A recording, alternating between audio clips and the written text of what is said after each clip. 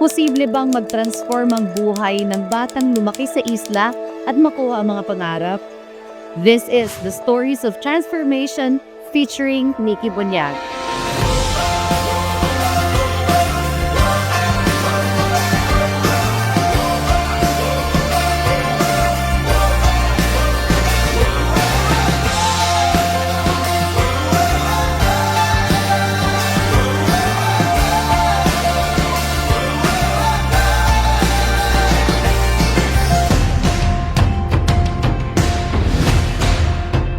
Nikki's hometown, Cagayancillo, is one of the farthest islands na babiyahihin. You know, pag sinabing Palawan, it's the island of Palawan. But Cagayancillo, coming from Puerto Princesa, which is the capital of Palawan, Puerto Princesa to Cagayancillo is 18 hours of sea travel. Imagine, ganun siya kalayo, but it's still part of Palawan. And pag pumunta ka doon, ang iyong mode of transportation could be by air, pero 6-seater lang yung eroplano nila doon, and mostly by sea, which is 18 hours, and pump boat lang yung sinasakyan nila.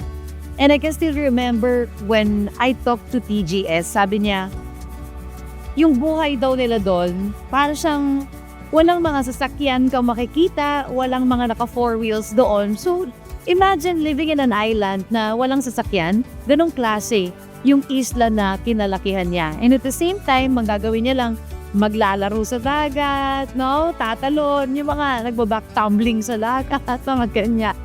So, kumukuha ng mga shells, nagko-connect ng mga ganon. So, very island life talaga. And yung kanilang lugar, sobrang layo niya sa, sa trading, sa city life talaga. And you know what?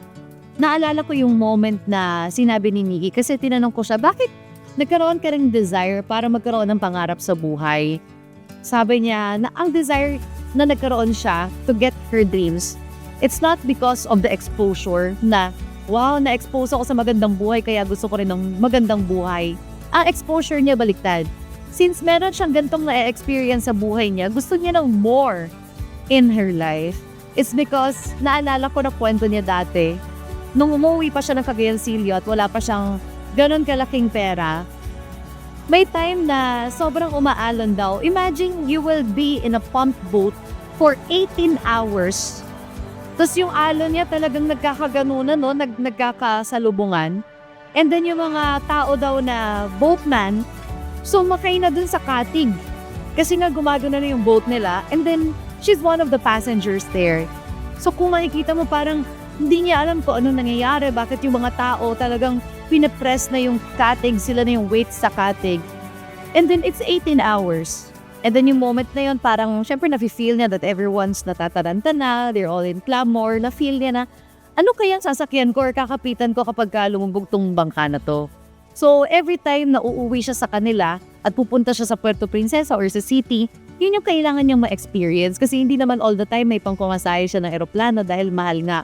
Or most of the time, fully book yung eroplano nila kasi syempre, marami rin ng mga high profile na pupunta sa lugar nila at times. Doon niya na-feel na someday yayaman at yayaman siya. Sabi niya, yayaman at yayaman ako kasi ayaw niya daw na ma-experience yun ng paulit-ulit. And then nung moment na 5 hours from the docking area, nakita na nila yung bundok. Parang nagpapasalamat sila lagi na yes, andito na yung bundok. Because all throughout the 18 hours ng biyahe, ang bangka lang nila parang pump boat. Just a huge pump boat. Hindi pa lancha, pump boat. And then pag nakikita nila yung bundok, nagpapasalamat sila na yes, andyan na. But know that it's still 5 hours away. Imagine that kind of life na na-expose ang isang Nikki Bunyag. Kaya nagkaroon siya ng grit and desire para ayusin niya yung buhay niya at pagandahin yung buhay niya. So, at third year high school, pumunta na siya ng Puerto Princesa City. Doon na siya nag-aral. Siguro dahil na-feel niya na ang buhay sa isla parang dito na lang din. And at early age ng buhay niya, na-realize niya, dito ba ako lalaki? Dito na ako tatanda? Dito na ako mag-aasawa? Dito na ako magkakaroon ng pamilya? At dito na lang din ba ako magiging lola? And eventually, dito na ba ako na hanggang dito yung naikot kong lugar? Kaya nagkaroon siya ng urge to go to Puerto Princesa. And the reason bakit gusto niya pumunta ng Puerto Princesa kasi feeling niya pag galing Puerto Princesa at umuwi na Cagayancillo, feeling niya artista, para ganon, talk of the town, or parang, uy, ang puti-puti ko compared to mga nandito sa Cagayancillo. Parang feeling niya, parang nakakaangat ng antas, parang ganon. Kaya nag-decide siya to study in Puerto Princesa. Pero sinabayan niya lang yung ate niya dahil nag-college. Kaya sabi niya, gusto ko doon ako mag-high school. And then tinanong siya ng mama niya, bakit kaya mo ba maglaba and all. And then yun, nagpakitang gilas siya. Naglaba-laba siya sa harap ng nanay niya. And sabi, okay, pasok ka na. Sige, qualified. Dalhin ko sa Puerto Princesa. So, she started her journey there. And during those moments, sinasabi niya na siya yung kind of estudyante na di naman matalinaw lang. Bumaga, magaling lang siya makisama. In which, for me, that's one of the greatest intelligence in life Taram kung paano ka makikisama sa ibang tao, hindi lang siya academically wise, magaling mag-English, ay ibig sabihin matalino na. Si Nikki yung tipo ng estudyante na hindi man siya na-expose sa ganon academically but napaka-madiskarting tao. So si Nikki, when she was in college, doon na kami nag-meet because parehas kami ng school, which is Palawan State University. And that time, ang course ni Nikki pang matalino. Engineering. Yan. Nag-i-engineering si Nikki and nung nakita ko siya, wow, meron ko siyang daladalang drafting tube. Parang grabe, mga plano sa buhay. Baka na-i-sketch nito ng husto. Parang napaka-amazing. First time ko na-meet si Nikki sa McDo. And napakabata pa niya noon. College kaming parehas.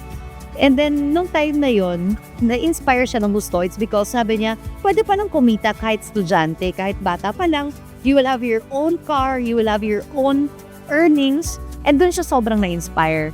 And that was the start of everything. Pero hindi siya naging easy challenge sa kanya. It's because, syempre may puhunan. Sabi niya, naku, paano ko kukuha ng puhunan nito sa mga magulang ko? So nakapag-join si Nikki, it's because naglabas siya ng 4 months sa kanyang tito-tita. So imagine the hard work of what you'll do for 4 months na ikaw ang labandera. And then may time na sasampay siya, and then naputol yung sampayan niya. Nung naputol yun, nakita siya ng nanay niya. Na-feel ng mama niya na, tinulungan na lang siya. And parang na-consensya na, hindi ko siya binigyan ng pampuhunan. Nakita na sobrang willing ni Nikki to do the business. Until eventually, yung parents niya, binigyan na rin siya ng pang-complete ng accounts kasi nakita ka na talagang sobrang desidido niya sa buhay niya. So sobrang pursigido ni Nikki, nung time na yun, nagpaalam siya sa mama niya na, ma, pwede ako mag-Manila, doon ko gagawin yung negosyo ng full-time. And eventually, akala niya na yun na talaga yung breakthrough na ito na yun, dito na yayaman and all. Pero while getting your success pala, ang dami pang mga kailangan na gawin, maintindihan at ma-develop sa iyo bilang leader. Hindi lang siya na porket ginagawa mo yung negosyo, ayun na. So ang dami pa palang kailangan ayusin. Kahit nandun siya sa Manila, struggle pa rin. And nung mga times na yon, hindi pa kasi kami nagkakaroon ng talagang mentoring na todo talaga. And so eventually, nagkaroon na siya ng curiosity na what if makinig ako at sundin ko si Empress? And yung time na yon, after a few months, they decided to be in Cebu. So they went to Cebu, but before that, pumunta muna sila ng Africa. Because after Africa, they know that they will really go to Cebu. Nung nasa Africa sila, grabe, nakaka-goosebumps kasi for many times that I've been with Nikki, talagang ang dami niya ng countries na napuntahan. Sobrang dami na. At marami na kaming bansa na magkasama kaming dalawa. Pero yung first ever out of the country niya, she's going to Zambia, Africa. And kaya siya pupunta doon, it's because nakabuo na siya ng malaking grupo in Zambia. So going to Zambia, talagang lakas ng loob ng taon to. Sobrang lakas ng loob. It's because, alam niyo ba, na tinrain natin si Nikki para siya yung mag-FL or mag-present ng financial literacy in English, di ba, sa mga Zambians. So sabi ko, ikaw ang magiging Furlong ng Zambia. So that time talagang inaral niya ng mabuti. Then she went to Zambia. Ang dami nila na experience doon. It's because, being in a country na foreign land yun para sa'yo, hindi mo alam yung pagkain and all. Tapos yung tinitirahan pa nilang bahay, yung hindi ganun kagagandang mga hotels. Talagang, they live like kung ano yung mga locals na nandoon. And then naalala ko nung pauwi sila ng Pilipinas, naubusan na sila nun ng budget. It's because yung kasama nila, si Bong Cinco, Mr. Intensity, naiwan ng eroplano. So sila ni Ana Rose, nag-ambagan na, o sige, para to sa ticket ni Bong, bili tayo agad ng ticket. Kasi hanggang doon lang yung duration of their stay. So they need to book Bong agad. Pag-book nila kay Bong, wala nang naiwan sa kanila. Alam mo, lumapit sila sa mga OFW na DH dun sa Hong Kong because dun sila mag-layover. And then, nangutang sila sana ng 1,000. It's because wala na silang makain ni Ana. So, nung time na yun, nangutang sila ni Ana ng 1,000, hindi sila pinahiram ng mga OFW. And then, tinanong sila, anong ginawa niyo sa Zambia? Ba't kayo nag-Africa? Sabi nila, nagnegosyo. Alam mo kung anong sabi sa kanila ng OFW? Hindi kami naniniwala kasi para kang DH. So, parang, ouch, grabe yung mga na-experience talaga nila na, sige lang, tuloy lang, kapit lang, makukuha at makukuha rin talaga ito. And you know what? They went back to Cebu and it was the beginning of everything. It was, feeling ko, it was their first day of network when they went here in Cebu. Kasi nung nandun pa sila sa Africa, ano lang yan eh, foundation. It's just laying the foundation. But when they went and they got to Cebu, it's really the game of their network. So that's the time that she went to Cebu. First month, kapapa, pangalawang buwan, pangatlong buwan. But on her 4th month, dun siya first ever na nag 100,000. Nung nandito na siya sa Cebu. So ibig sabihin that dun nagkaroon ng breakthrough, nagbunga lahat ng foundation na ginawa niya. And naalala ko si Nikki na nag-dinner kami sa West 35. Nag-wine kami noon and then we talked about things and that was the moment when I said na Nikki, magiging part ka ng top 20 ng kumpanya. Talaga pinanghawakan niya lang yung moment na yon. And ngayon, she's part of the top 20 of the whole company. But you know what? Yung journey nila, though hindi siya yung easy path lang kasi kung makikita mo siya, wow, she's driving a Porsche. But behind that Porsche, ano yung napagdaanan niya? Gearing towards that result. Yung grit, yung nilakasan niya yung loob niya. Isipin mo, sobrang mahihain nito. Ayaw talaga mag-English nito. Pero siya nag-FL sa Zambia. 'Di ba? Up to that moment na nandito siya sa Cebu, ayaw niya rin umarap sa camera. Gusto niya lagi lang IT. And the first time that I told them, sabi ko, si Nikki yung inassign ko na mag-closing nung sa TDR na tinatawag naming event. Kasi sa event na yon, ako lagi nag-closing. Big sabihin, you are, kumbaga, the most important speaker dahil you will close the deal na of the event. Alam mo, sa sobrang lakas ng loob ni Nikki, siya yung pinili ko. At alam ko mag-oo siya. Sabi ko, oh, okay na ako mag-closing. I will train and duplicate someone naman. So alam mo ang ginawa ko, Nikki, ikaw na ang mag-closing after me. So wala akong ibang inassign kung hindi siya. Sabi niya, ha? IT lang ako. Sanay ako sa backdoors. Hindi ko kayang mumarap sa camera. Ayoko lagi magsalita sa camera or even once. Hindi niya daw gusto. Pero the moment na siya yung pinili ko, ibig sabihin, pinagkatiwalaan ko siya na kaya niyang gawin. So yun yung pinaka gusto ko sa personality niya na sobrang palaban nitong tao na to. Na every time na may papagawa ka, alam niya na it's always for her betterment. So now that TGS, nakasama ko na rin siya sa iba't ibang countries. No, we enjoyed so much. And my favorite na nakasama ko siya was when we were in South Korea. Nagkakape kami. And then nakikita namin sa paligid, puro snow. Yung binagsakan ng snow. Na nakaka-amaze kasi hindi kami nagkape noon sa loob ng mall. Talagang dun kami sa labas ng mall, sa rooftop. Kasi ang sarap tignan ng mga snow na nakapaligid. Tapos nagkakape kami. Tapos parang nagkukwentuhan kami nung nagrabe, no? Ngayon, nagsusnow na tayo, samantalang dati, nagkakape lang tayo sa Mr. Donut sa Palawan. Nandun kami tumatambay. Talagang ang layo ng buhay na nagkaroon siya. And it's because of the proper exposure and itong batang ito, sobrang palaban talaga. Kumbaga, ipupush niya talaga kung anong gusto niya and she'll make sure na deserve niya yung spot na yun, deserve niya yung resulta na yun. Kaya nakukuha niya isang bagay. And alam mo, sobrang winner talaga ni Nikki to become one of my closest friends. And I consider them my best friends, my dream squad, my best friends, and the people that I'm close with. I consider them my best friends. And talagang winner ngayon. Naalala ko before, sabi sa akin, nagkasama namin sa bahay. Inaya ko daw si Nikki. Nasabi ko, tara kain tayo dito sa table. Alam mo ginawa ni Nikki? Sabi niya, hindi kumain ako, busog ako. So kumain din ako sa table. Sabi niya, dito lang ako. Pero yung totoo, gutom pala siya noon. Doon siya kumakain sa kitchen. Dahil nahihiya siyang makasabay ako sa dinner. Kasi para sa kanya, ide-deserve ko muna to. Ide-deserve ko na makasabay ko si Pearl sa dinner. Na sa akin, hindi ko naman gusto na maging ganun siya. Pero yun yung kanyang perception. So, from that kind of a relationship with her to right now, nung nag-Miss Global ako, and I can say that's one of the most challenging stretch and napakadami kong na-experience sa buhay na kinompress into 4 months that feels like a lifetime. Siya yung nakasama ko nung pageant na yun, pageant moment na yun from training to practice, and grabe rin yung naging sacrifices niya for that, for me. And nung pageant, pumunta pa siya ng Vietnam, Cambodia, sila nagdala ng mga gamit ko noon, maleta.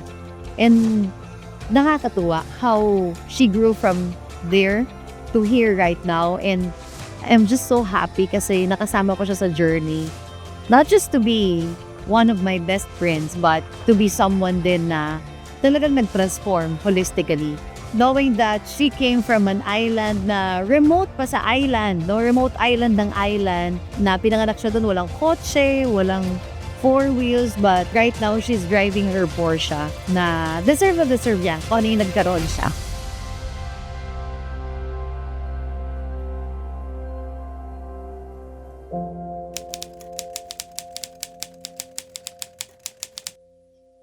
Actually, before ako nag-Eats Empire, may yung magulang ko negosyante.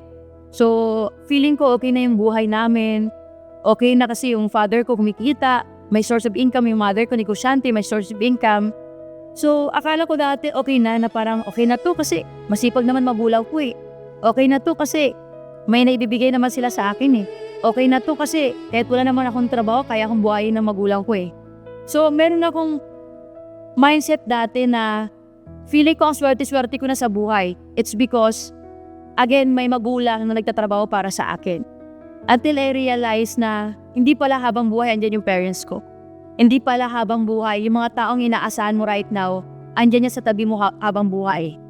And na-realize ko rin na kung gaano komportable sa buhay mo right now, kung hindi ikaw yung nag-e-effort para sa komportable na buhay na meron ka right now, darating yung panahon na talagang bibigyan ka ng mga challenge na para mag-grow ka. Kaya sabi ko that time, kahit may pwede akong asahan na magulang, kahit may pwede akong matirhan, kahit may pwedeng magpakain sa akin araw-araw, mas pinili ko na umalis sa comfort zone ko. Kasi nainiwala ako na ang tao, ang tao nag-grow. Natural sa tao na nag-grow eh, parang edad natin. Hindi naman habang buhay 1 year old tayo, hindi naman habang buhay 15 years old tayo. Darating yung panahon na mag-30 years old ka, darating yung panahon na mag-50 years old ka. Ang question ko lang that time, sa moment na meron ka right now, ano ba yung dapat mong gawin para sa ikaka-better ng future mo? Kaya despite na may magulang ako na pwede sumuporta ako, mas pinili ko na umalis sa comfort zone ko. Mas pinili ko na kumain na hindi ko kinakain dahil wala akong choice, kaysa sa kumain ako na masarap na pagkain dahil yun yung binigay na magulang ko. Kasi naniniwala ako na pag ngayon, nag-decide ako na baguhin yung buhay ko, mas early ko ma-experience yung magandang buhay. Kaya yun para sa akin yung basic experience ko na nag-decide ako na mas maaga na umalis sa comfort zone ko. Kasi the early na umalis ka sa comfort zone mo, the early na makukuha mo yung gusto mong buhay. In the early na ma-experience mo yung life na pinapangarap mo. I got all I need when I got you and I. See the street light, stuck in the dark, but you're my flashlight.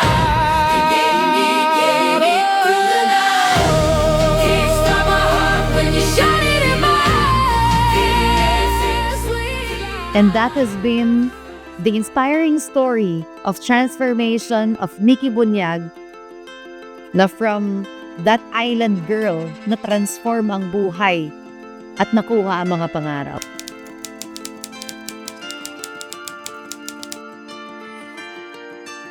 So, ibig sabihin na ang isang island girl na akala mo parang pinanganak kang dito, malayo sa mundo. Sabi nga, kung pinanganak kang malayo sa mundo at namatay kang malayo sa mundo, kasalanan mo yan. Pero pagka pinanganak ka na malayo sa mundo at ginawa mo yung best mo for you to explore the world and to see the world, to experience things, congratulations. Dahil you did something in your life. And I wish that her story could be an inspiration to you. No matter how small you think you are, no matter how far you think you are, kayang-kaya mo na ma-explore ang mundo and for you to go to a lot of places and to be an inspiration din sa mga taong katulad ko.